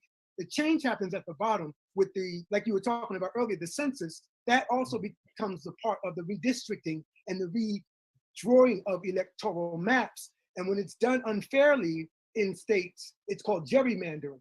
And in California, that's unconstitutional, and we have remedies for it, like open primaries and voter choice type voting. But to deal with this problem of fraud, the good thing is, Alicia, we have 50 different American systems in 50 different states with 50 different rules, 50 different secretaries of state setting policies. So no one thing can cheat all 50 things. That's the thing. That's the beauty of America, is it's so spread out. And then you got to think about places like Arkansas and Louisiana and Mexico that are poor. They can't even afford, the paper for an old-fashioned pencil and paper ballot. I may be borrowing the paper from the people coming to vote. Can we borrow the paper so y'all can vote? That's how bad they got it. So that, so this kind of thing that the Chinese or the Russians can affect actual vote numbers is not possible, because they would have to be able to do it in 50 different places at the state, federal, and county level. It would take an Einstein brain to do it, and they just don't have the wherewithal to do it. And so what about the Electoral College? Yeah, the Electoral College right now, it needs to be made obsolete simply by states like Oklahoma and New Hampshire do right now, where they don't give all to the winner. They apportion out who wins. So if you win the Electoral College of New Hampshire, one person gets 1 and the other person gets 2. Let's say the winner gets 2 and the loser gets 1. So the winner doesn't take all. So that way you don't have this you can do that in all 50 states. And eventually that will mean the Electoral College loses all of its effective power, and you don't even have to try to get it amended. You don't have to try to get it changed by Congress. You can do it at the state legislature level, at the ground level. The problem is you got red America and blue America, so the racist half of it will never cooperate. And that's why we've always been held back as a people, is there are things in place that could bring about our liberation, but we have these demons who, as a people, have always been against us and have never forgiven us for them enslaving us. That's how sick they are. They have never forgiven us for us being enslaved. Because again, whenever white people see us, we remind them of who they are as a people historically. And no matter how much they tell themselves they're Einstein and Marx and someone like Freud and, Mozart and, Handel and all of these other things that represent high European culture. This right here, this is proof of their crime. This. And as long as they see this, and what you're wearing, they will never be able to be whole until they forgive themselves for their evil. Because we already showed them how they can be forgiven. We forgive them when we should not forgive them. And I think we're at a point now where Black people are saying to America, y'all don't have much more time. We're willing to go down, but we can't keep living like this because, Alicia, the reality is with the browning of America, you cannot have a white supremacist law enforcement system that was cut in the 1860s, mainly on Black people and a non-white majority in the country going forward. And that's what we're gonna have. We're gonna have a non-white majority in about 120 years, but definitely by the next 70. So really by the next 50 and over that next 70, over that, that time period. In about 150 years, Alicia, the census suggests white people will be such a minority that we won't even know that they're here. They might go back to Europe. You might see a famous white person be the last, like Columbus was the first that they say. There might be an un-Columbus one day in about 150 years, because that's what the census is showing us right now. So my point to you is a white supremacist law enforcement apparatus that was created in the 19th century cannot coexist with a Black and non-white majority going forth in the 21st century. One of these things got to give, and Black folk are saying right now, it ain't gonna be us, we're gonna break it. And that's what we're doing right now, and we are gonna break it. The last subject is a local issue here with, I guess it's intimidation with the nooses that have been placed in the oak trees at Lake Merritt in Oakland. Just talk a little bit about intimidation and how we're going to see it, and how we need to be moving and dealing with the intimidation that will come. Yeah, I just did a report a minute ago, and apparently these were not Black, white kids that did the ropes. So we're calling them nooses, but they were more like ropes that they were using for some sort of exercise high up in a tree and just left them there. And so people looked up, probably a white person said, ooh, noose, lynching, because Black folk would look up and said, oh, it's just some stupid rope up there. I'm telling you, because even right now, Libby Schaff is all up in arms, calling for a federal investigation. These were Black boys, or at least not white boys, whoever they were mixed race boys. Typical Oakland kids, mixed race is Oakland. And so that's who did this, right? I had an incident at my school last semester where a young man, I can't say too much because I'm on a certain committee, but a young man created a fiercely intense incident where he threatened other students' lives with violence, with guns. And he had been emailing them and harassing them and threatening him and talking about killing them. And then one night he went outside the dorms and was screaming. It was all on video. He was screaming this fierce violence. You niggas come out of here! I want you! Well, it turned out to be a boy who was Black with a white mama, dealing with his own racial chaos in his own tortured self. Much like Candace Owens is a tortured Black girl who got called the dirty nigger, and that's why she's so messed up, she can never heal herself. And so you see these kinds of reactions. So what Libby Schaff and everyone else is reacting to may have been these mixed race boys playing with these ropes, just being weird Oakland in Oakland. But because white folk are hypersensitive now, because they're waking up to these issues, they're reading racism and everything, in ways that Black folk, they accuse Black folk of. So I'm saying to you, the fact that Black people did not have massive reaction in marches at the lake yesterday, let you know that they understood there was a nuance to it, that these weren't white boys, this wasn't a race thing, it was a misunderstanding or a false alarm. But then this morning, some idiot racist does indeed hang a large human-sized Black-headed mannequin from a tree in Oakland, and this is racism, and now the Black community will respond. The Black community did not respond to the nooses yesterday, the rope, I'm calling ropes, the ropes yesterday, because although I saw one or two people on Facebook talking about what they were going to do, just people, running their mouths, the Black community did not respond. I didn't see any massive response. But we have a precedent. When the so-called barbecue Becky called, that was Oakland. What was the Black reaction? They had a 5-1-0 day. They had 30,000 Black people come within a week and take over the lake and say, this is still ours. I'm from here. And Black folk from Oakland said, you white people, y'all need to take that stuff back to wherever you came from, but this is still ours. And Black Oakland marked its territory with the cookout incident. Yesterday, the Black community did not react only a few people did. Typically, the people that get on and are the spokespersons for everything, just reiterate their importance in speaking to these things. But the reality is the Black community, from what I was able to detect, did not go out en masse. But I think now that they had this second thing happen this morning with this mannequin, now the Black community is going to make a statement to say, you have no power here. You can try to terrorize people and haunt them and make them afraid, but this is Oakland. And ain't nobody scared of you in Oakland. The Klan was here with 20,000 Klan members met up in these hills where I am right now in the 1900s. Black Oakland ain't scared of these white folks. Go on over to East Oakland if you bad. Go to West Oakland and see what don't come back out.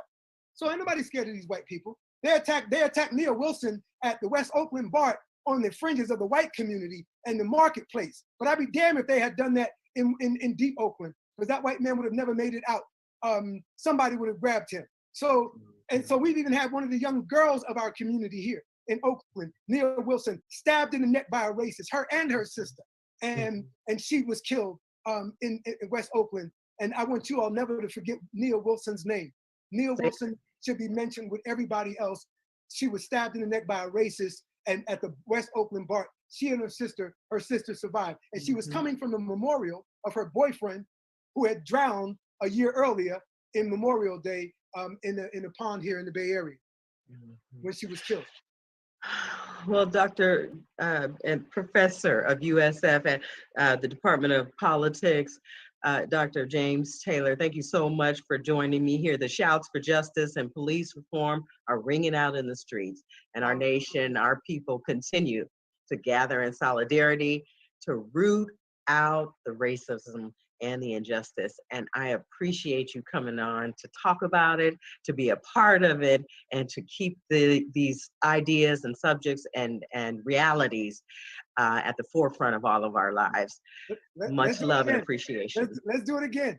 Let's do it until we are sure that this man is not allowed to get back in office. He needs to be out of the office, and we need to educate people as much as possible, providing information so they can understand this is life or death. This ain't about 2020. This is about America setting Black people back another 100 years if he is reelected. You and I won't let that happen. That's right. Thank you. So thank you again, and thank you to all of you for joining us here for another episode of Clari-T Conversations. I'm Alicia Mayo. Thank you.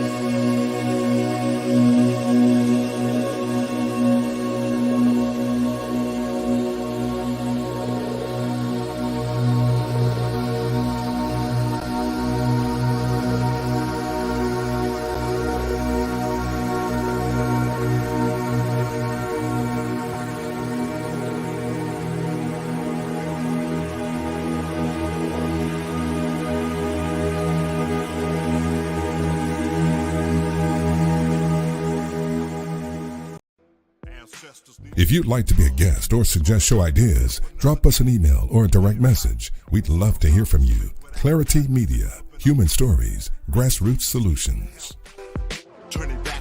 Subscribe, like, follow, and share. The Bay Area Mental Health Hour, Clari-T Conversations, and We the People. Building trust for the first time. Out of chaos comes clarity. Clari-T Media. Rock with a few, drip lit like a spotlight. Just winning, media life spinning, media life spinning. Tune in weekdays to the Bay Area Mental Health Hour on YouTube, Instagram, and on Facebook. You'll find us covering issues surrounding your everyday coping skills and your mental health and wellness. And remember, your mental health matters as much as your physical health. Today's live stream is being brought to you by Clari-T Media. Support the San Francisco Dreamkeeper Initiative, recognizing and investing in the diverse Black and African American communities of San Francisco with a wide range of programs to support youth, families, seniors, and members of the Black LGBTQ+ communities. Dreamkeeper San Francisco is fostering hope for generations of Black people to feel free to dream boldly. Visit dreamkeepersf.org today. BlackFacts.com presents Middle Passage. During the 15th century, the crops grown in the new colonies of America had a massive demand for labor. As a result, a trade route formed consisting of three sections. The outward passage carried cargo from Europe to Africa. The return passage carried cargo from the Americas to Europe. The third route became known as the Middle Passage.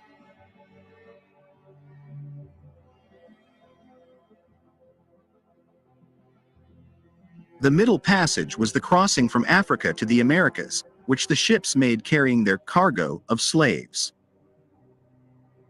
The Middle Passage took the enslaved Africans away from their homeland. They were from different countries and different ethnic groups. More than 15 million Africans were forcibly brought to the Americas. They spoke different languages. Many had never seen the sea before, let alone been on a ship. They had no knowledge of where they were going, or what awaited them there. The slaves were packed below the decks of the ship. The men were usually shackled together in pairs using leg irons or shackles. People were packed so close that they could not get to the toilet buckets, and so lay in their own filth. It is estimated that between 10 to 15% died due to sickness.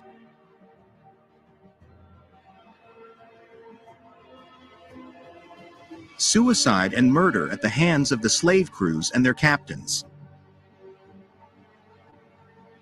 The true numbers will never be known.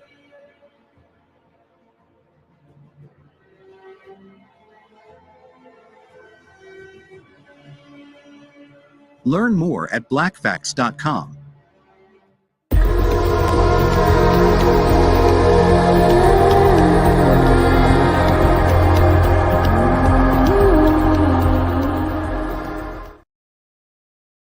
Well, guess what, y'all? Donald Trump targeted black folks again. During the campaign rally in Philadelphia, he told his supporters to guard the vote, specifically in Democrat, predominantly black cities. Listen. Evidence we have and everybody knows it, and they know it. You know, the one thing they don't want to talk about is the election. They don't want to, because they're guilty as hell. They cheated like hell. They know it, and you'll never find out all the ways. But we don't need all the ways, because, you know, it was, I think, 22,000 votes separated it, and we have millions and millions of votes. It's a very sad thing. So the most important part of what's coming up is to guard the vote. And you should go into Detroit, and you should go into Philadelphia, and you should go into some of these places, Atlanta, and you should go into some of these places, and we got to watch those votes when they come in, when they're being, you know, shoved around in wheelbarrows and dumped on the floor, and everyone's saying, what's going on? We're like a third world nation, and we can't let it happen. Well, there he goes, targeting black people again, Niambi. Oh, absolutely. I mean, he's saying the quiet part out loud. And when you name check a city like Philadelphia that is half black, what you're doing, I mean, is really what he's doing now is reminiscent of what happened some years ago when I was still living in Philadelphia. It's my favorite city. But they had posted these billboards in predominantly black and Latino neighborhoods threatening people that if they showed up to the polls and they voted illegally, that it was a felony and they could go to prison. Of course, to have this cooling effect, as Dr. Malveaux pointed out earlier. And what he's doing is essentially deputizing the very same types of people who showed up on January 6th to show up in cities like Philadelphia, in Pittsburgh, in York, and in the outer suburbs of these places, and terrorize black people, to stare them down, to ask people about what they're doing here. I mean, and we've seen shades of this in other parts around the country. So it does not surprise me that he's singling out not just black cities, majority black cities, but places that he's lost, places where he's still smarting over the fact that people saw through his mess. And one thing I will say about Philadelphians, they don't take kindly to threats. So whoever is feeling froggy after listening to Donald Trump is wise to be careful when moving through the city of Philadelphia and Pittsburgh and other places, thinking they are going to threaten Black Pennsylvanians. And I think that's going to be something, though, that we have to watch out for. The kind of violence we saw on January 6th could very well happen again in all places around the country, and not just in presidential election years. I mean, even in local and state elections. So this kind of rhetoric is dangerous. We've seen what it can do, and we've seen how destructive it is. I keep telling Black people that they were targeting us on January 6th. They were mad, and you're seeing the exact same thing play out again right here, Nicole. Yeah, absolutely. And I think, again, next year is going to be an incredibly important year. So we all must get people to register to vote, and we all must be ready to protect the vote. And if Trump gets reelected, I don't even want to imagine what could happen to this country. But at the very least, democracy is at stake. So we have to be ready, and we have to watch what he says and be incredibly vigilant in protecting democracy, protecting our communities because of all of what's happening right now. Julian? You know, I really want to know what he means when he says guard the vote. And I hope that we're all very vigilant. I mean, if he intends for these hoodlums to storm polling places, then we need to make sure that the police, and all the police are not on our side, you know, he has them following there, but the police are prepared to protect our voting places. I'm not sure what he has in mind, but I know that when he drops seeds with these deranged people that follow him, they could come up with anything. So I'm very apprehensive about these words and about how they may play out. I'm also really apprehensive about those folks who will be scared. In I think it was 2012. Yes, it was 2012. They closed certain polling places. And so in Greensboro, North Carolina, I was there then as president of Bennett College. And one of the things that happened is they changed the number of absentee dates. They cut it back in half. And then they put it out there that if you had any warrants and you came to vote, you would be arrested. So, you know, folks have warrants. I mean, it could be a traffic ticket. So I know at least 6 people who chose not to vote because they said they had warrants. And so those kind of tricks we can expect to take place. And we, you know, Barbara Arnwine and her team, Transformative Justice Coalition and others, I hope they're ready. They've got to be ready. We've got to have people literally at every polling place to make sure that there is no intimidation. All right, folks, back to our Brother Mark Unfiltered video in just one moment.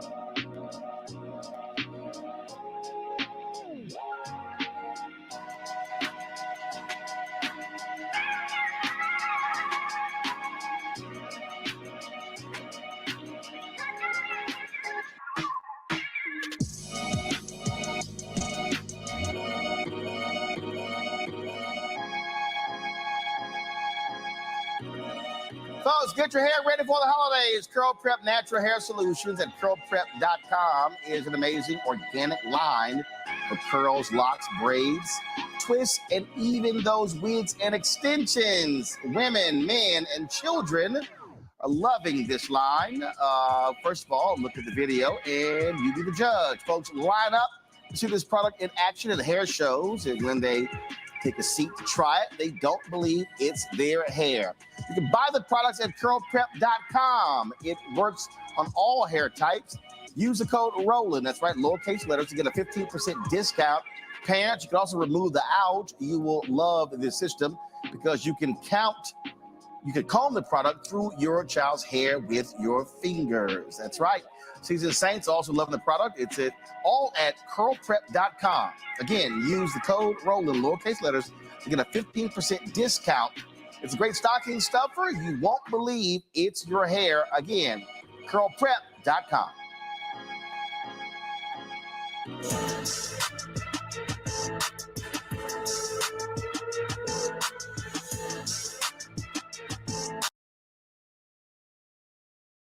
Over the weekend, as I said earlier, South Carolina Senator Tim Scott endorsed Donald Trump. Oh my God. Let's just say it was interesting. But one of the things that he did was he invoked the phrase that we often associate with Fan Lou Hamer. I'm sick and tired of being sick and tired. Some people ripped him for trying to sound like a Baptist preacher in endorsing Trump. I've never seen, I mean, let's be clear. I mean, my goodness, Tim Scott is doing his best to try to be a VP. What do you make of how he has comported himself since dropping the race? That's exactly what I was going to say. I mean, that's exactly what he's doing. He's trying to be vice president, and it couldn't be clearer. The stuff coming out of his mouth is unbelievable. He's just really been a true disappointment over the years, if I'm being honest. And the way that he, you know, I worked in the Senate, and the way it started working with him, and you know, the things that he wanted to work with on civil rights and helping Black people, to the way he is now talking about Trump and talking about the country not being racist and quoting the quotes that he uses, is just, when you watch someone just completely change because they want leadership and power, it's disheartening and frustrating, and it's sad to see. And so hearing that and watching it, I couldn't stomach it anymore. And that's, you're exactly right. He wants to be vice president. And please, I'm begging people, please vote for Biden and Harris. I really don't want to see it next year. I really don't. I can't say it any other way than that, to be honest. Renita, what did you make of the speed of Senator Tim Scott? Tim Scott is one of these people who also said that the country is not racist. He said that along with Nikki Haley. And the only thing I want to say is I see that the party of majority white people did not vote for you.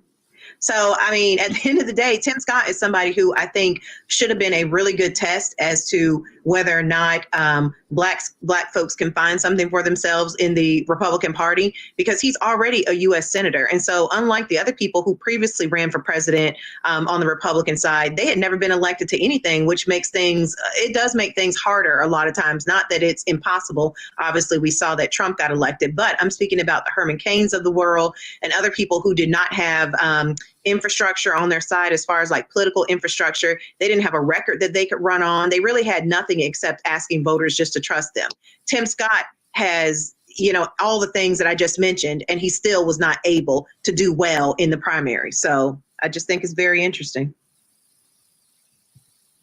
Lord, if y'all want to hear somebody sell their soul, watch this. We need a president who will close our southern border today. We need Donald Trump. We need a president. We need a president who will unite our country. We need Donald Trump. We need a president who will protect your Social Security and my mama's Social Security. We need Donald Trump. We need a president today who will stop the crime and recklessness in the streets. We need a president who will restore law and order. We need Donald Trump. Oh, we need a president who will lower our taxes and not raise our taxes. We need a president like Donald Trump. We need a president who understands the American people are sick and tired. Oh my God. Sick and tired of being.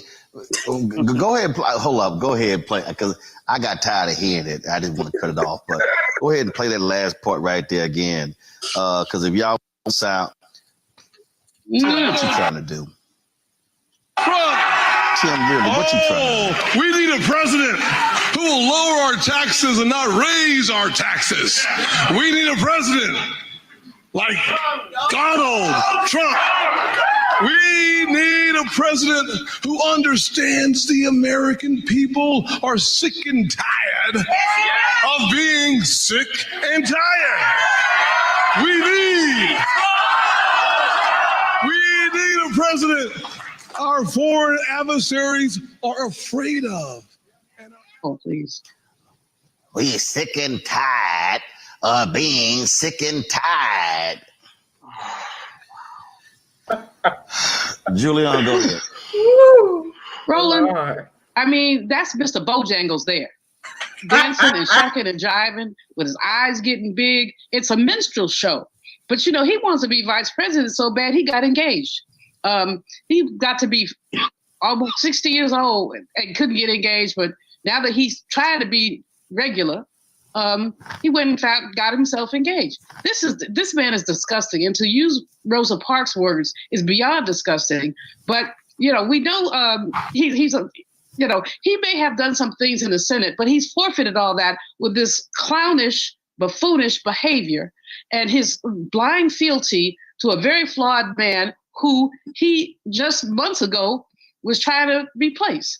Now he sees a lane to become vice president, but I would love for him to be the vice president nominee so that Kamala Harris could take him and just wipe the floor with him. And when she got finished wiping the floor, she could clean the windows with him because this is just an absurdity. But you know what? He has figured out how to, first of all, when he announced that he was running for president, I told someone, if I had $1 for every time he said God, I would have myself a nice meal at the Four Seasons somewhere because he acted like God was about to be his running mate. So at least this mess, he didn't invoke so much God, but he invoked a lot of nonsense. And we know this is how we know Tim Scott. We know that he's blindly ambitious. We know that he has Republican fealty. And we know that he clearly does not have good sense. And he shows us that every time he opens his mouth. That was disgusting. I had to just sit here and laugh on McCongo watching that. First of all, trying to sit here and talk. Anybody on McCongo who gives a speech and says Donald Trump is going to unite the country, they got to be high.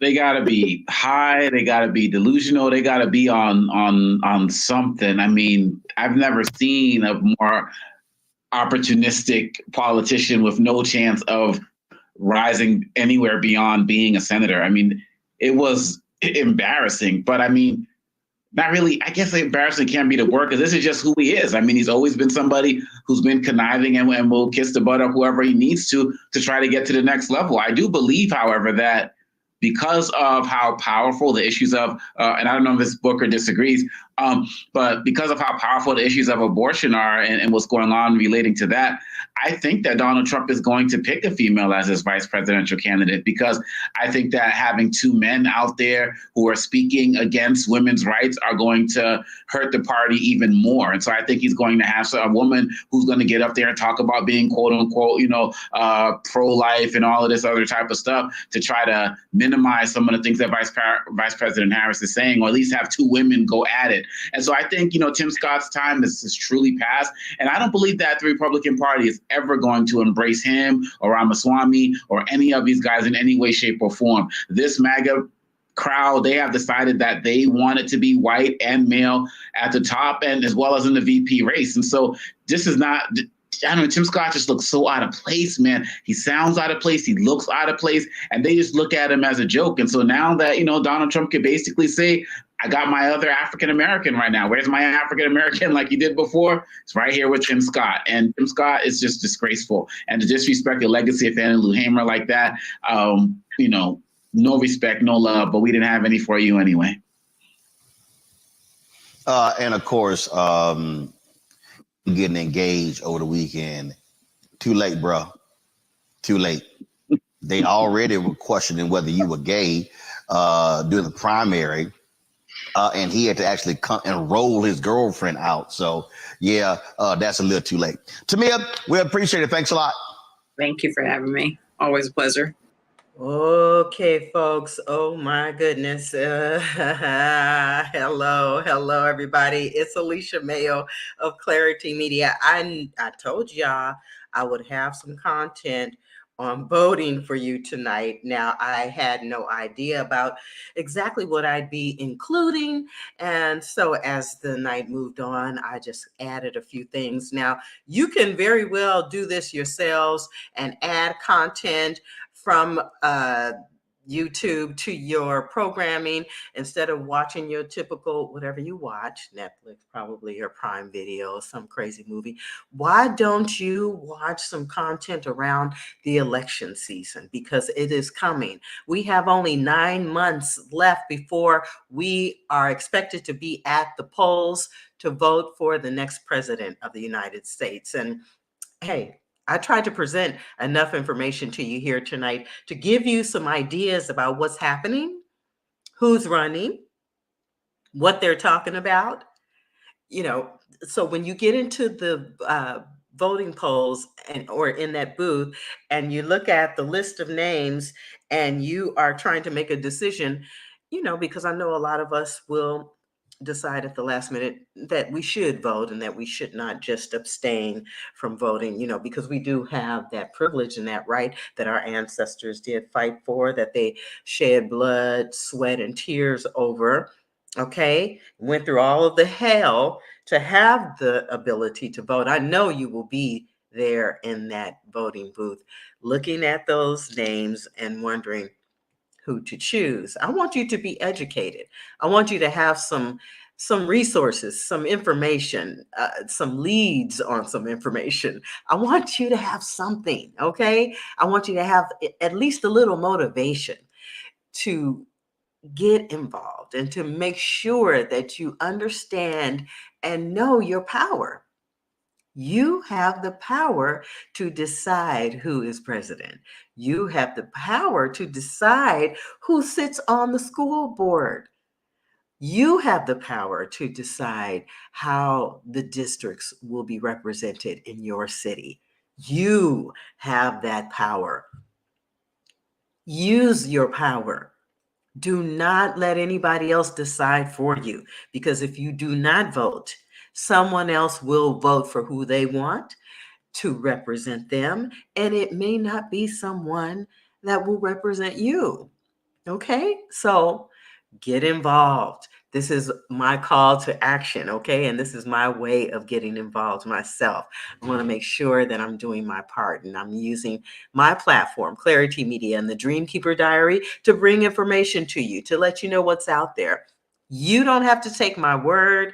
Go on over to YouTube and just enter some terms like Black voters, like voting 2024, presidential elections, and just listen. And most of these clips are just a few minutes long. You can, just go through the stuff and get some education. Look through your voter pamphlets. Read these mailers that come out. Okay, you get a lot of them in the mail. I have already received my early voting mail. What do you call it? My mail-in vote. I've already received it and I've been studying it. Okay, I'm not the smartest thing when it comes to politics, especially as the characters change. I don't always do my homework. I don't know who's running for all of these offices, but I do have my favorite things to vote for, like the president and like the senators and like the Congress people and school board members. Yeah, those are the areas or the issues that I vote on, and those are the areas that are important to me. So, like I said, don't take my word for it. Just do your homework. And just remember that your vote is more valuable than anything in this world. More than anything. think about your children and your grandchildren, okay? At least do that much. And I want to say thank you to all of you for tuning in tonight to the Dreamkeeper Diary here with me on Clari-T Media. I'm Alicia Mayo, CEO and founder of Clari-T Media. And I want to say good night. I mean, that's it. That's all I've got for tonight. I hope you enjoyed the content. If you missed anything, I will keep this broadcast up on YouTube and on all of my Facebook channels, also on my Instagram. That's where you can find either Clari-T Media or Alicia Mayo. Just trying to provide exclusive content that means something, okay? Not just sitting here wasting your time, okay? So with that, I want to say good night to all of you. Let me see here what I'm going to include as I close the show. Thank you to Elijah E.B. Baker. Thank you to Blair, Juan Blair, and Juan Blair and his crew for the music. And thank you to Brian Collier as well. Thank you to all of you for tuning in. And that's it. That's all I've got for tonight. I'll see you guys next time on the next live stream of Clari-T Media's Dreamkeeper Diary. Okay. All right. Good night.